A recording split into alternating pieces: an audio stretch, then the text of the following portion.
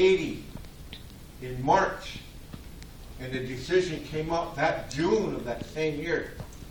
It's called the Black Hills Act, or Return of the Black Hills. Although we don't have it, the United States, through their own Supreme Court, said you won't find a more right and right case of dishonesty. And here's a chance to show them another one. Because in our belief for ages, we always say, Yuha dako numpa. So this is going to be the other one. We can show them that the contamination of our water, when I say our water, I mean mankind's water. It's going to prevent our takojas from pouring good quality water, as an example of many, onto the sweat rocks. So that Hunkashila's breath won't be able to be blown on them. Just that some of us enjoy that now and are thankful. What happens when we go on there and we have the purification, the rebirth, we can come out of there and we can reach to the relatives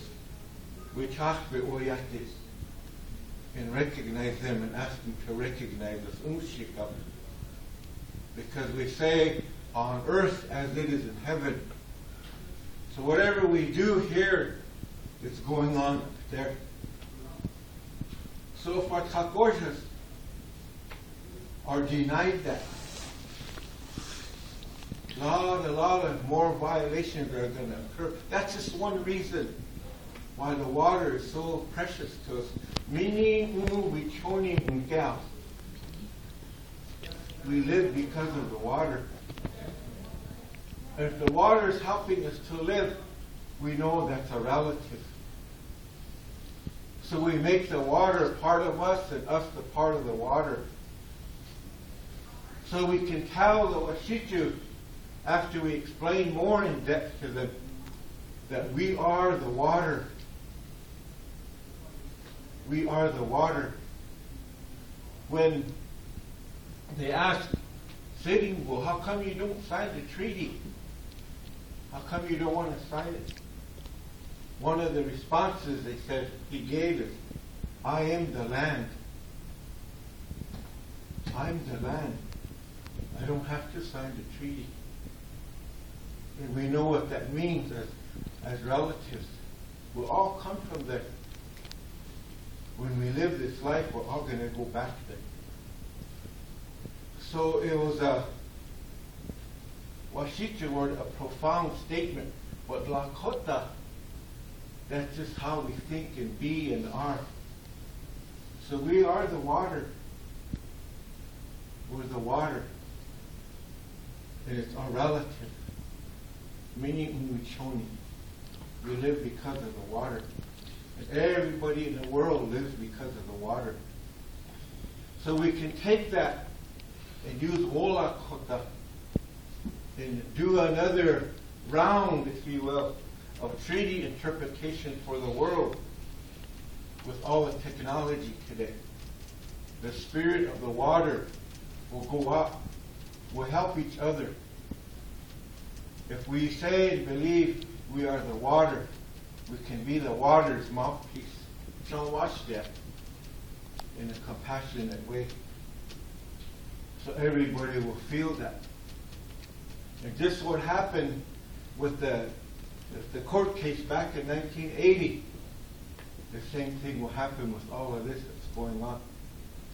But everybody has a chance to fulfill their responsibility in it. And we see that going on now in north of the Cannonball community.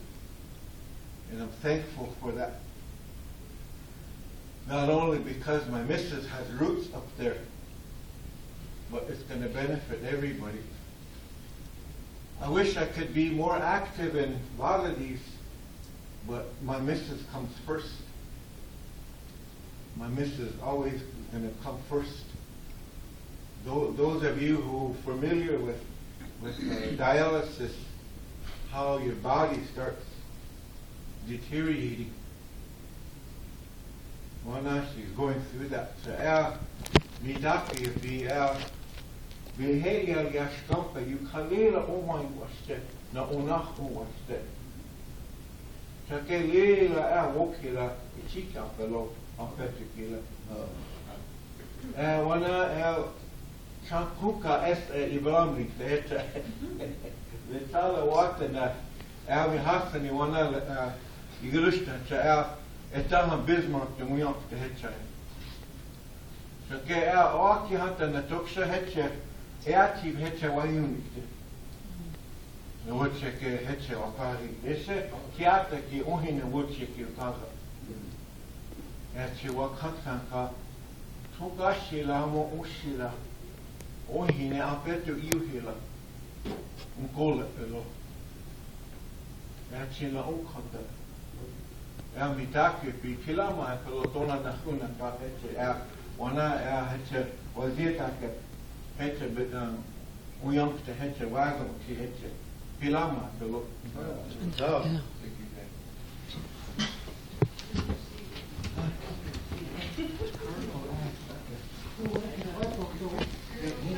Say a few words. Say a few words, and a lot of us were today. I'd say we're taking on a giant. A giant that's coming into our land. And I battled with a lot of things before. But this is a one tough situation. But I know it can be conquered. What I want to say is, if you look back, 2008, 9, and 10. 2008, 39 tribes got together in Oklahoma. And Senator Brownback helped them to take this resolution of apology to Native Americans, to the Congress, and to President Obama's desk. And when they passed it, all reservations there were representatives there. But 3 affiliated tribes, with Tex Hall was one of the leaders of that. But no one from Standing Rock. So it went all the way through Congress, and when it got to Obama's desk, then they had after that they called a meeting and a ceremony. Establishment of resolution of apology for all atrocities and all the wrongdoings to Indian land and Indian people under treaties. So they made a resolution passed through Congress. And so that still holds today. The resolution of apology. You ever get a chance, look it up on the internet. It was Obama apologized to all the Native people. I don't know how many tribes he represented there, but it was a huge group of people. And it's just like for us to say this pipeline that's coming through, it's a smaller group that we're battling with the one in North Dakota here, the ones that we supported. I could say some of you said, all the people in Cannonball said, Heidi got in. They said, well, Auntie got in now. Everybody claimed her as Auntie. And what did she do now? We turned around now. Money turns people. It turned her around now. She was supposed to come to Cannonball on the 22nd, but she made another route to go somewhere else. She didn't want to face the Native people. These are the things that we face in life. Water is very important to us. And I'm always going to say, when we were growing up years ago, when we go swimming, our grandparents used to go down and touch the water, blush the water, and say, the water spirit, take care of my children. They're going to be here all day. They'll be swimming, enjoying life, drinking water from there. We used to haul water from that. So the water spirit is something great that we all can't go without. I like what Dave said. We can live without oil, we can live without oil money, but we can't live without water. And my grandmother always told me, she said, years to come, things are going to change. 1973, when they started seismographing oil on the reservation, then they were all capped.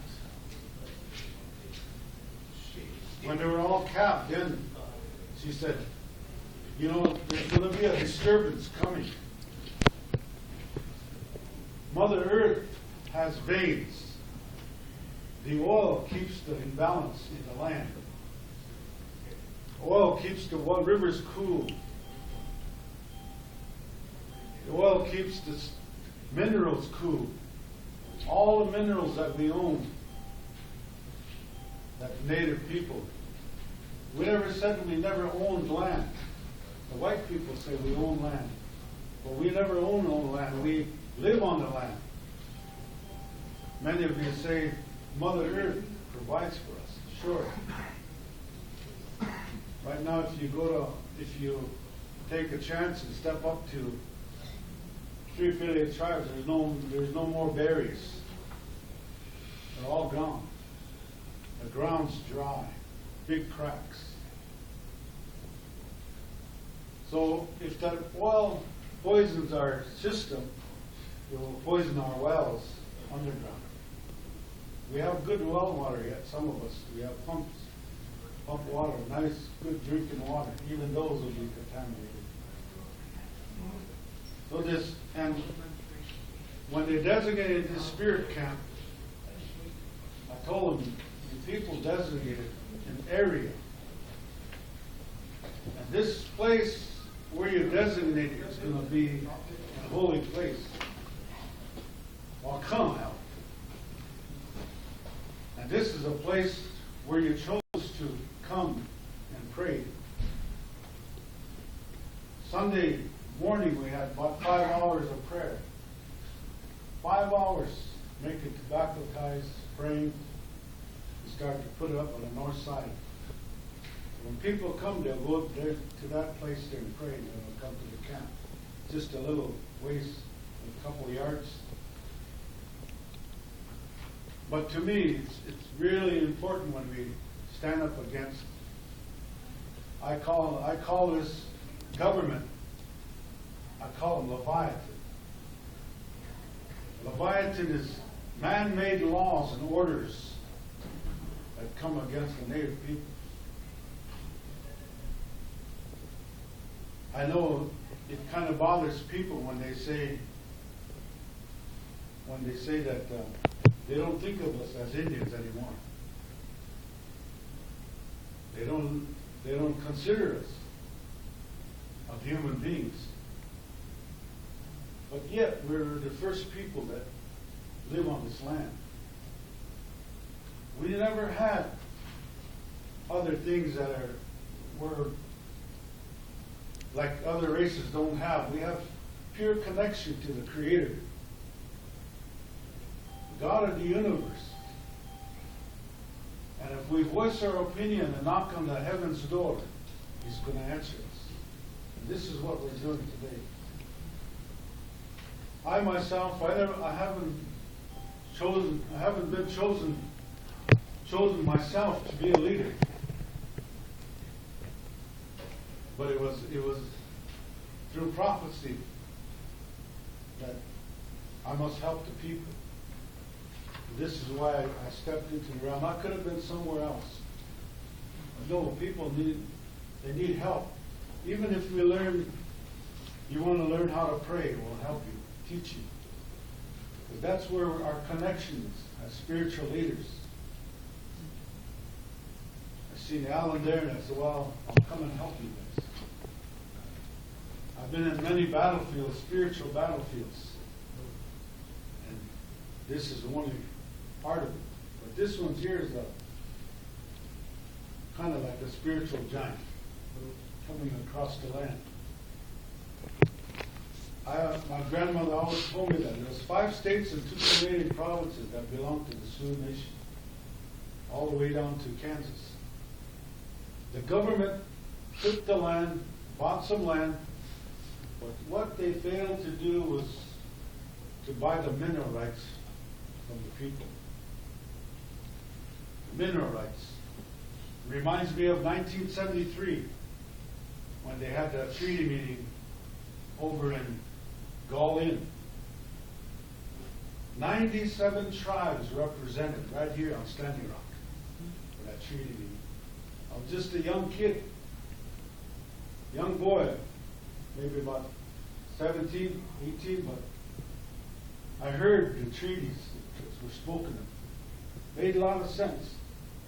Now when I look back, it was such a good feeling there for tribes to come together.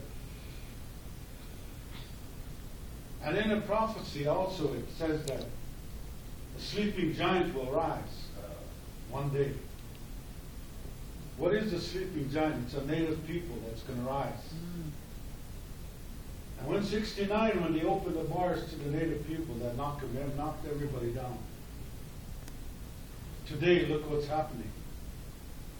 Our people are blinded by what we call meth, Ritalin. 1975, they said, when the older people, in 1975, they said, 20 years from now, something's going to be wrong with our children. That's when Ritalin came out. To control so you can sit still. That's how bad we've gotten. But one day, this spiritual giant is going to wake up. When he rises, he's going to make the government pay. And that's the native people. We band together, we're going to make the government pay for all the mineral rights that we own. We don't own it, but God gave it to us to live on. Even the Black Hills. The last treaty meeting I got to share down there, told them that we need to go back and get all the 11, 15 mineral rights. We need to charge them for what they took out of the Black Hills. We don't want to sell the land, but we want to make them pay for the minerals they take out. So they say this pipeline is coming. Cedric showed me some pictures of all this lumber sitting. That is even illegal. Illegal to do that. But I say that our council needs to stand up. We're only just a portion of people. Like I myself, I want to be out there where I want to be where the praying people are. That's where I want to be. And let you guys handle the bigger, that giant that's ready to trying to bite our future generation. Very hard. That's why I said 2005, we ran out of water. 2 weeks we have to haul water. Water buffaloes have to come. These are, what is ever going to happen if this comes through? But it's our voice, our opinion. We can speak and talk to the government, mostly not, it's the Corps of Engineers that are sitting there. We can talk about it, but, faith without works is dead. And prayer without work is dead. So it's going to take prayer to remove this black snake that's coming across the land. So think about it, folks. We all need to pull together. Maybe you can even come to the camp. Just come and visit for a couple hours. You're going to feel a difference. Wherever people are praying, it's a good feeling. In the evening, these young boys came down with the drum. They sang songs. They went home. And, can we come back again and sing? Come on back. The young ladies playing showing the kids how to play little games. At the same time, we have people going walking over praying. Of course, we had the helicopters and the buzzards and the drones come by, but in the midst of that, the eagles were flying around us every year. It's a good sight. I'll go up and keep track of what the prairie dog found that are all poisoned. I see the eagles out there praying that they don't eat them. So this is what I got to share with you today. So prayer is very important to us right now. So, and everybody says, when is Virgil coming back? When is he coming back? His tent is still there. The camp, everybody went around it. The fire's around it. His tent is almost close to the fire. Still sitting there. So I thank everybody for coming together and trying to pull together. Now, Michael. Oh. Yeah.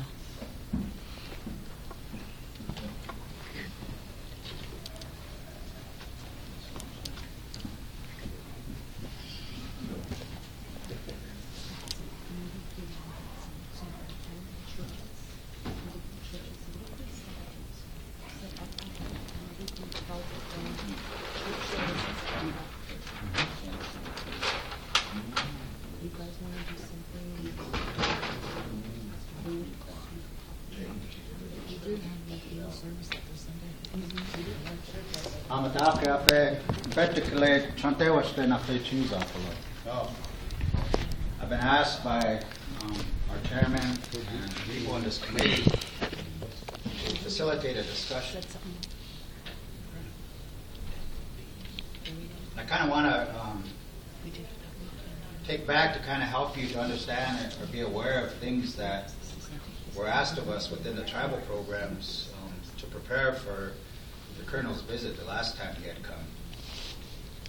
And during that week prior, the chairman was out in Washington, D.C. meeting with the federal agencies, advocating for our cause, and he asked 4 directors to get together and to prepare some points of interest, some points of discussion, so that the chairman could have a conversation with the Colonel and express what our concerns were.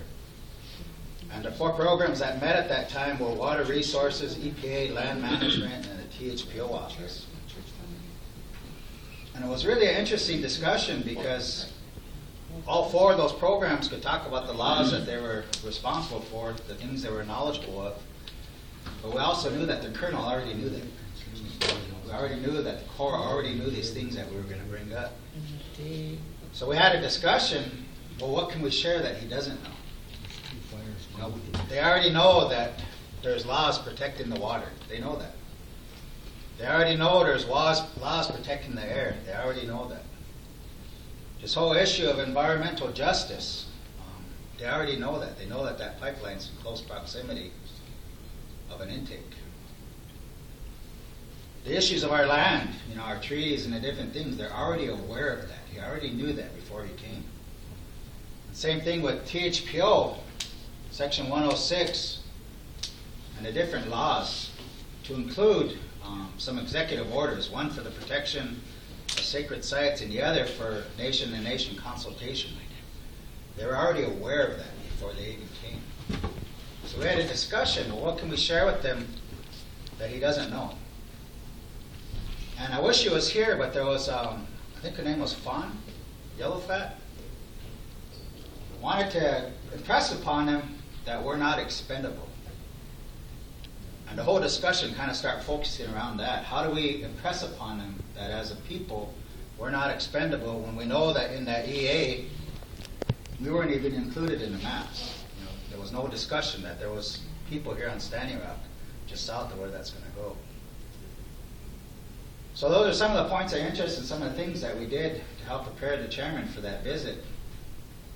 And it was a real interesting week because they also send their regulatory people from Omaha District to come talk with the staff of THPO, and they were talking to us about the permitting process.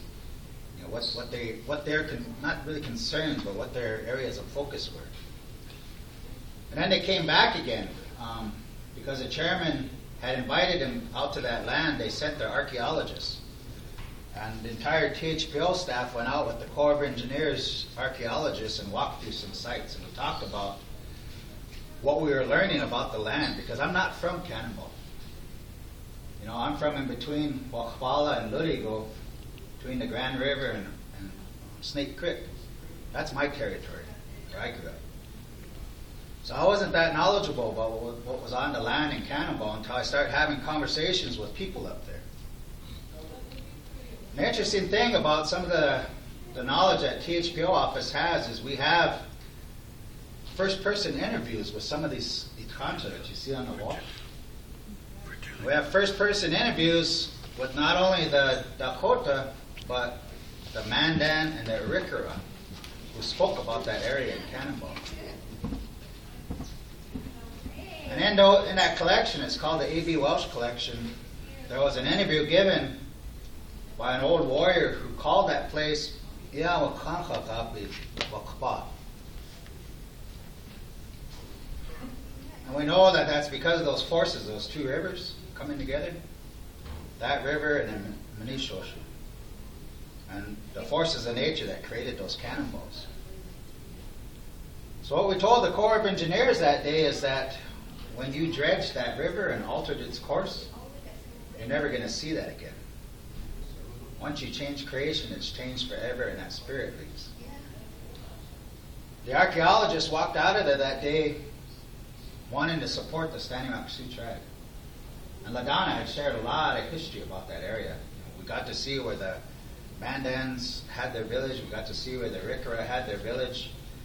And in the mold dirt, the moles were pushing things to the top. So there was bones, and we found some flint tools and things like that were in the ground that the moles are pushing towards the top. What I really appreciate about this process is we've added, or the chairman's added some other programs, so emergency management, game and fish, and now a part of these programs that once a week we get together and we talk about DAPL. And we talk about what we need to be doing